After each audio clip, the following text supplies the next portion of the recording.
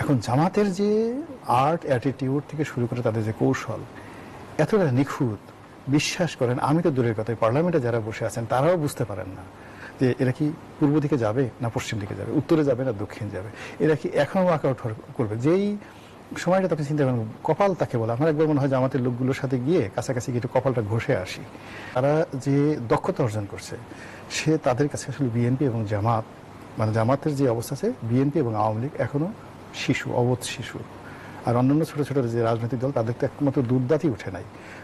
আপনি জামাতের আচার আচরণ কোনো কিছু দেখে বুঝতে পারবেন না যে তারা ডান দিকে গোল দেবে না বাম দিকে গোল। কিন্তু বিরোধী দল হিসেবে জামায়াত কেমন পারফর্ম করছে? জামায়াতকে 100-তে কত দেওয়া যায়? 110, 100-তে 110। 100 মাইনাস করে 10 না, 100 100-তে 110 মানে নর্মালি অনেক সময় ওভারফ্লো করে না। আপনি একটা খাতা লিখেছেন, 100 নম্বর আছে, হাতের লেখা ভালো, মার্জিন ভালো, উপরে নিচে সবকিছু ভালো, পারফেক্ট উত্তর হয়ে গেছে। এখন স্যার আপনাকে আরো অনেক কিছু দিতে চায়, 100 উপরে তো দিতে পারে না, তখন সে করে 10 রেখে দেয়, পরবর্তীতে আবার আরেকটা জায়গাতে আপনার যখন ডিপ্রিসিয়েট হয় তখন 10 সেখানে যোগ করে দেয়।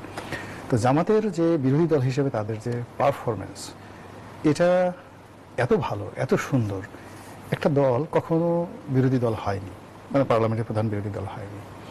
কিংবা ব্যক্তি হিসেবে প্রথমে সংসদে গেছেন, তাদের মধ্যে যে ধরনের জড়তা থাকার কথা কোনো কিছু নেই। আমার কাছে মনে হচ্ছে প্রতিটা সংসদ অধিবেশনে আসার আগে তারা প্র্যাকটিস করে আসে, তারা সিদ্ধান্ত নিয়ে আসে এবং তারা যথেষ্ট মেহনত করে আজকে কি কি কাজ করবে।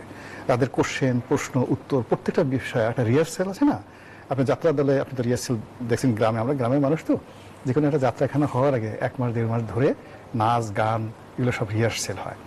তো জামাত এমন একটা দল, তারা ওই পার্লামেন্টে যা কিছু পারফর্ম করছে প্রত্যেকটার ব্যাপারে তাদের একটা গ্রাউন্ড ওয়ার্ক আছে। অল অন এ সাডেন আপনি দেখবেন 1 মিনিটের জন্য তারা রাগ হচ্ছে না, তারা 1 মিনিটের জন্য আবার খুব উত্তেজিত হচ্ছে না, খুব খুশি হচ্ছে না।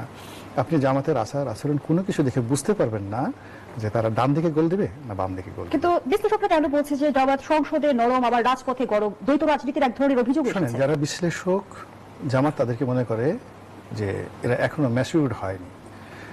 জামাতের একজন সংসদ সদস্য সালাউদ্দিন সাহেবের মতো লোককে যদি বলে যে জামাতকে যদি বুঝতে হয় তাহলে 100 বছরের ইতিহাস জানতে হবে, তো আবার মন্ত্রী বলতেছেন যে জামাতের ইতিহাস 100 বছর যদি জানতে না নয়, বাকি 100 বছর যদি আমাকে অপেক্ষা করতে হয় তাহলে তো আমি মরে যাবো, আমি এতদিন বাঁচবো কিনার সন্দেহ। তাহলে বুঝছেন যে জামাতের কনফিডেন্সটা কোন জায়গায়।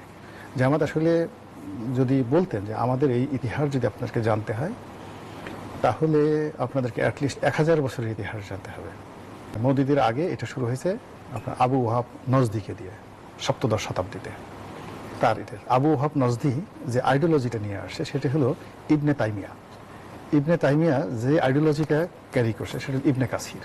তাহলে ইবনে কাসিরের আল বিদায়া ও নিহায়া থেকে শুরু করে আজকের যে জামাতের তাফিমুল কোরআন, এটা হলো এদের দীর্ঘ ইতিহাস। তো এটা জামাতের লোকজন যদি বলতেন তাহলে কিছু করার ছিল না, তো তারা তো এহসান করছে।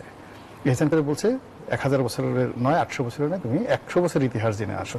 এতেই বলছে যে 100 বছরের ইতিহাস আমি মরে যাব, 100 বছরের ইতিহাসে মরে যাবো। যদি 1000 বছরের ইতিহাসের কথা বলতো তাহলে তো একদম পুরো ছাই হয়ে যায়।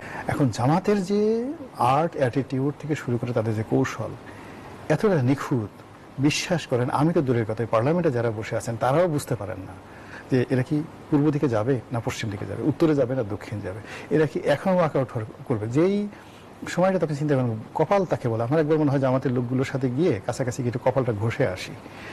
যে সময়টাতে তারা রাগ হয়ে বের হয়ে গেল, মানে ওয়ার্কআউট করে গেল, স্পিকার বললো যে আপনারা যেন না, আপনাদের জন্য একটা সুসংবাদ আছে, বিপরীতে 20 কোটি টাকা বরাদ্দ দেওয়া হলো। স্পিকার বললেন যে আমার তো জিন্দিগিতে আমি কখনো এই ধরনের জিনিস শুনি, এই হলো জামাতের ভাগ্য। এখন যে জন্ম নিয়েছে রাজকপাল নিয়ে, আবার সেই রাজকপাল নিয়ে জন্মগ্রহণ করার পরে সে মেহনত করেছে, পরিশ্রম করেছে। আপনি দেখেন 17টা বছর পালিয়ে থাকতে থাকতে বাংলাদেশের এমন কোনো গোপন জায়গা নেই তাদের মুখস্থ না। কোন গলিতে থাকলে নিরাপদে থাকা যায়, কোথায় গেলে কোন বাড়িতে গেলে পুলিশ সন্দেহ করবে না, কোন পোশাক আশাক পরলে পুলিশের মনে আগ্রহ হবে না, প্রত্যেকটা জিনিস ছলে বলে কৌশলে তারা যে দক্ষতা অর্জন করছে সে তাদের কাছে আসলে বিএনপি এবং জামাত, মানে জামাতের যে অবস্থা আছে, বিএনপি এবং আওয়ামী লীগ এখনো শিশু, অবোধ শিশু।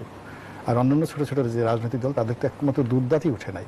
তো সেই জামাতকে নিয়ে আপনি আমি এখানে তাদেরকে মূল্যায়ন করবো, তাদের অভিনয় দেখবো, জামাত হাসে মনে মনে যে আমরা যে আসলে কি করছি, তোমরা তো আসলে কিছু বুঝো না, ঠিক আছে আলাপ আলোচনা করো, হ্যাঁ করতে থাকো। একদিকে আচ্ছা মতো গালি দিচ্ছে, অন্যদিকে 50-10 কেজি করে আম দিচ্ছে।